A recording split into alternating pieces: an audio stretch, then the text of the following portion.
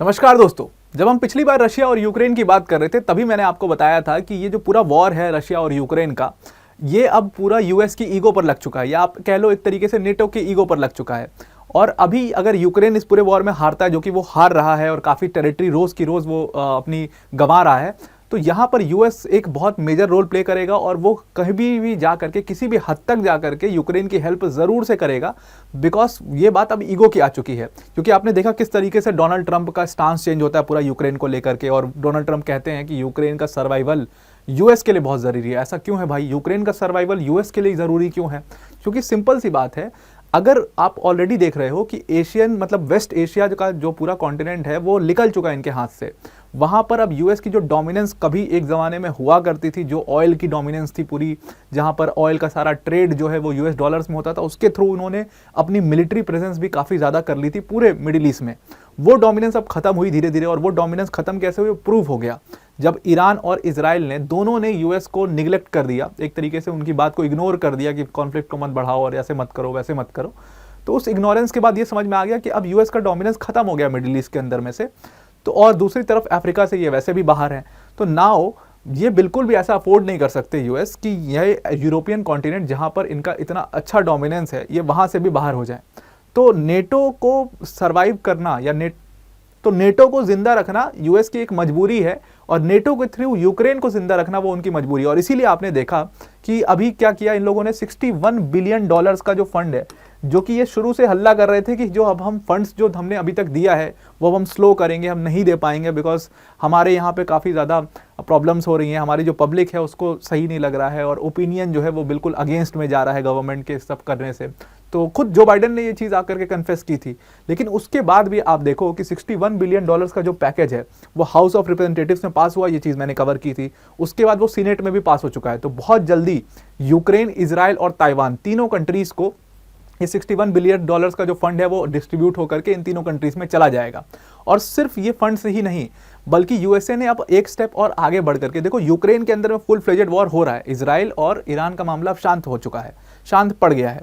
They were may be कि वो अंदर अंदर कुछ प्लान कर रहे हो रिटेलिएशन का, बट जो वहाँ पर जियोपॉलिटिकल एक्सपर्ट्स देख करके बोल रहे हैं कि अब कोई रिटेलिएशन दोनों कंट्रीज के साइड से नहीं होगा, बिकॉज वो उस पोजीशन में नहीं है कि वो रिटेलिएट करें, because they can not afford a war at this point of time. तो ये बात भी मैंने आपको कवर कर दी है। तो अब यूएस के लिए बचा कौन सा वॉर जोन बचा है? यूएस के लिए बचा है यूक्रेन का वॉर जोन। तो अब वॉर से तो वैसे भी यूएस को फायदा होता है, मॉनेटरी फायदा होता है, लेकिन पॉलिटिकल लॉस होता है उसका। लेकिन अब यूक्रेन के अंदर में फुल फ्लेजेड वॉर तो हो ही चुका है, साल गुजर ही चुका है। तो उनको क्या करना है? उनको किसी तरीके से यूक्रेन को सर्वाइव कराना है और किसी तरीके से इलेक्शन तक खींच करके ले जाना है। इलेक्शंस के बाद they will try their offensive. तो that is their tactics and they have been doing it. $61 billion का जो फंड दिया है, उसके अलावा अब उन्होंने डिफेंस इक्विपमेंट्स भी देना शुरू कर दिया है।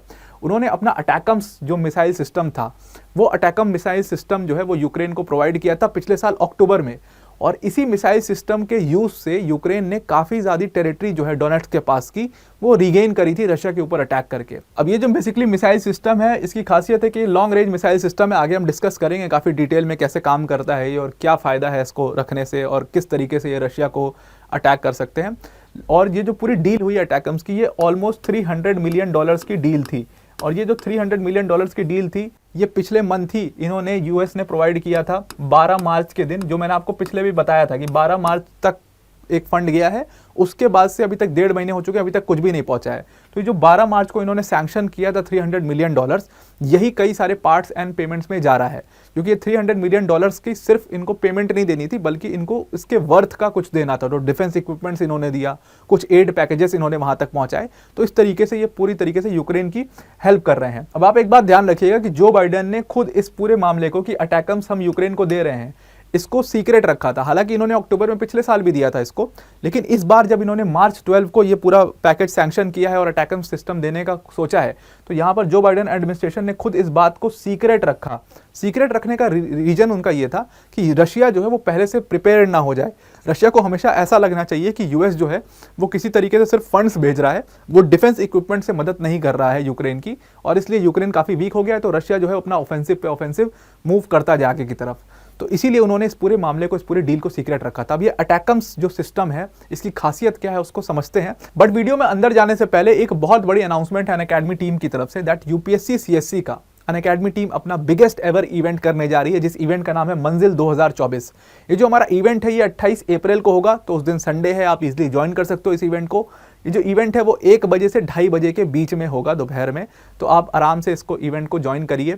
और ये इवेंट हमारा लाइव होगा अनअकैडमी अनस्टॉपेबल्स चैनल पर, यूपीएससी अनस्टॉपेबल्स बाय अनअकैडमी जो चैनल है, अभी जाकर के आप सब्सक्राइब कर लो, नोटिफाई मी में क्लिक कर लो, तो जो भी आपको जब भी ये स्टार्ट होगा इवेंट, आपको एक लिंक आ जाएगी उसकी। उसके बाद यहाँ पर इस इवेंट के अंदर में आपको 2 बहुत बड़े रिवील्स मिलेंगे अगर आप प्रिपेयर कर रहे हो तो, और ये रिवील्स आपके लिए काफ़ी बड़े हेल्पफुल होंगे। कई सारे गेम्स ऑर्गेनाइज हुए हैं, तो आपको एक पूरा मतलब फुल पैकेज मज़ा आने वाला है। जो हमारे टॉपर्स हैं यूपीएससी सीएससी 2023 के, वो भी यहाँ पर प्रेजेंट होंगे, प्लस जो हमारे बेस्ट एजुकेटर्स हैं पूरे अनअकैडमी टीम के, वो सारे एजुकेटर्स यहाँ पर प्रेजेंट होंगे। तो आप ज़रूर से ज़रूर हमारे साथ इस इवेंट में मंजिल 2024 में जुड़िए। Now let's come to our video. अब अटैकम सिस्टम की हम बात कर रहे थे। ये जो अटैकम सिस्टम है, मिसाइल सिस्टम है बेसिकली ये, और इसकी सबसे बड़ी खासियत क्या है? सबसे बड़ी खासियत है कि ये लॉन्ग रेंज सिस्टम है, तो ये 140 किलोमीटर से लेकर के 300 किलोमीटर तक अटैक कर सकती है, और यही इसको सबसे ज़्यादा खास बनाता है। दूसरी चीज़ है कि इसकी स्पीड काफ़ी तेज़ है, ये 3 मैक की स्पीड पर जाती है। 3 मैक मतलब क्या होता है कि साउंड की स्पीड से समझ लो 3 गुना तेज़ी से ये मिसाइल सिस्टम जा सकती है। प्लस इसकी और खासियतें क्या है? इसकी खासियत ये कि आप इसके ऊपर, इस पूरे मिसाइल सिस्टम के ऊपर 150 किलो से लेकर के 550 किलो तक के वॉरहेड्स लगा सकते हो। दूसरी चीज़ ये है कि ये सेल्फ गाइडेड मिसाइल है। सेल्फ गाइडेड मिसाइल का मतलब क्या हुआ कि जितने लाइव टारगेट्स होंगे जो कि मूव कर रहे होंगे उस टाइम पर, ये उनको भी टारगेट कर सकती है। इसका प्रिसीजन बहुत ज़्यादा स्ट्रांग है। अब इस पूरे मिसाइल सिस्टम को आप 2 लॉन्चर से लॉन्च कर सकते हो। एक हिमार्स सिस्टम से लॉन्च कर सकते हो, दूसरा M270 से लॉन्च कर सकते हो। ये हिमार्स और M270 क्या है? बेसिकली ये मिसाइल सिस्टम्स हैं, और जो ये आप ट्रक नुमा जो पूरा शेप देख रहे हो इसका, तो ये मोबाइल मिसाइल सिस्टम्स हैं। इनको आप कहीं भी मूव कर सकते हो, कहीं भी इनको प्रेजेंट कर सकते हो, किसी भी बॉर्डर पर खड़ा कर सकते हो, तो इनको आराम से मूव करना बहुत ईजी होता है। यहाँ टायर टायर लगे हुए हैं, ट्रक जैसे है, तो ट्रक जैसे चलता है, और पीछे जो ये लोडर दिख रहा है आपको, इसी लोडर में मिसाइल्स लोड होती हैं और फिर ये लॉन्च करता है मिसाइल्स को। अब जो इसकी खासियत क्या है हिमास की, 1 मिनट में M270 की खासियत ये है कि ये 1 मिनट में कम से कम 12 मिसाइल्स लॉन्च कर सकता है काफ़ी स्पीड में, और इन मिसाइल्स की अपनी स्पीड तो है ही, जो कि साउंड की स्पीड से 3 गुना है। इसीलिए सीक्रेटली ये पूरी डील की गई, ताकि रशिया को इस सिस्टम के बारे में, अटैकम्स के बारे में पता नहीं चल पाए कि ये यूक्रेन तक पहुंच चुके हैं, क्योंकि यूक्रेन के पास जो सिस्टम्स पड़े हुए थे वो डिस्ट्रॉय हो चुके थे कई सारे। और क्योंकि ये 1991 से ही ये पूरा अटैकम सिस्टम जो है वो काम कर रहा है, काफ़ी पुराना हो चुका है अब, लेकिन अभी भी इसकी काफ़ी ज़्यादा प्रिसीजन जो है वो काफ़ी स्ट्रॉन्ग है। और आज की टेक्नोलॉजी में तो बहुत बड़े बड़े मिसाइल सिस्टम्स बन चुके हैं, क्रूज मिसाइल्स, हाइपरसोनिक, लेकिन अब ये मिसाइल सिस्टम यूक्रेन को इसलिए दिया जा रहा है क्योंकि यूएस नहीं चाहता है कि यूक्रेन इस मिसाइल को रशिया के टेरिटरी पर अटैक करे। और ये खास तौर पर ये यूक्रेन को बोला भी गया है खुद यूएस एडमिनिस्ट्रेशन द्वारा कि आप इन मिसाइल्स को यूज़ नहीं कर सकते रशिया के अंदर में टारगेट हिट करने के लिए। मतलब रशिया की जो टेरिटरी है ओरिजिनल, वहाँ पर आप नहीं यूज़ कर सकते, आप सिर्फ यूक्रेन की टेरिटरी में यूज़ कर सकते हो, वो भी उन टेरिटरीज में जहाँ पर रशिया ने कब्जा कर रखा है। डोनेट्स का रीजन रशिया ने कब्जा कर रखा है, अविडिका का कर रखा है, तो वहाँ पर आप इसको यूज़ करके वो रीजन्स को रीगेन कर सकते हो।